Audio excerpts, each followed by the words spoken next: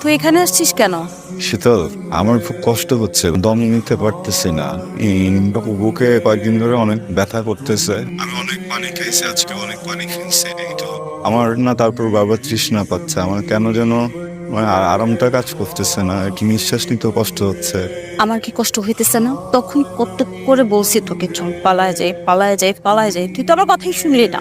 আমি বলছি নাই পরিস্থিতি এরকম হয়ে যাবে, এটা তখন বুঝতে পারি নাই। তোকে ছাড়া আমার পৃথিবীটা যে এত ছোট, আমি আমি আগে বুঝি নাই, বুঝছিস? নিচে আয় না, চল আমরা দুজন আজকে বিয়ে করবো, আয়। আমার অলরেডি বিয়ে হয়ে গেছে, আমি এখন অন্য আরেকজনের ওয়াইফ। কবুল বলার সঙ্গে সঙ্গে তোর সাথে আমার সব সম্পর্ক শেষ, আর নাই আমি তোর লাইফে। বললেই হয়ে যায়? এত বছরের সম্পর্ক না, এটা লোক কবুল বলছে, তুই কবুল বলছিস, এত বছর সম্পর্ক শেষ হয়ে গেছে। এটাই নিয়ম, এটাই বাস্তব, এটাই সমাজের নিয়ম। শীতল, আমি তোর অনেক ভালোবাসি, বুঝছিস? এটাই বাস্তবতা।